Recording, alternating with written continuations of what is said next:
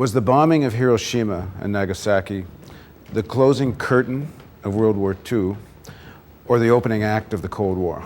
Probably the opening act of the Cold War. It was also the end of the American Republic. Every single important military commander on the American side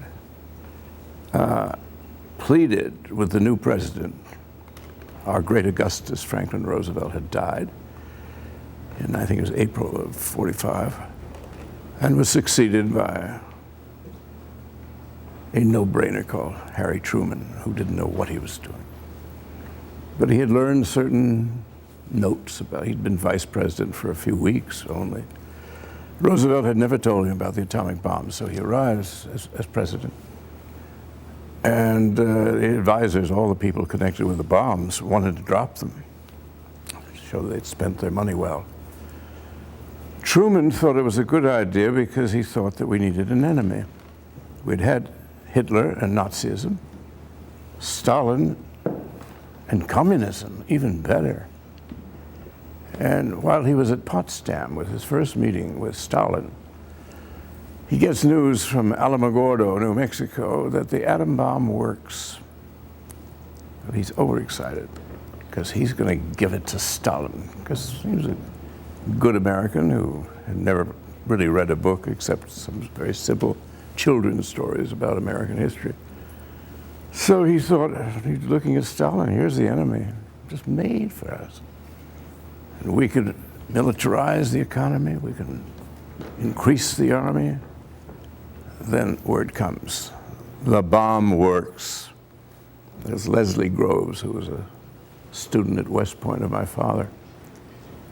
And Groves, a very pompous fellow and quite full of himself. It's Oppenheimer who should have been filled with himself, because Oppenheimer really gave us the bomb with great misgivings. When the explosion went off in the New Mexican desert, he was almost in tears. This is Dr. Oppenheimer. And he said, "Lo, behold, I am Shiva, the destroyer of worlds." Then the decision was made, it's a very good book by a man called Gil Alperovitz, on the decision to use the bomb. At least Truman had the good sense to consult his military commanders. Every last one of them, including the mad Curtis LeMay and Dr. Strangelove, General Strangelove, said, don't do it. Eisenhower in Europe, the commanding general there, Nimitz, the commanding admiral in the Pacific, they said, don't you do it. We'll be hated by the whole world. Japan is defeated. Everybody knows it. The emperor has been writing Truman letters asking for surrender. Truman, who didn't really understand, much like the current president, he didn't know anything about foreign affairs, but he knew he had two weapons. He had two aces in the hole, or however they say it, poker, and he's going to play them. And he played them. And the cost to our reputation, I mean, the meditations of Eisenhower on how horrible this would be for the United States.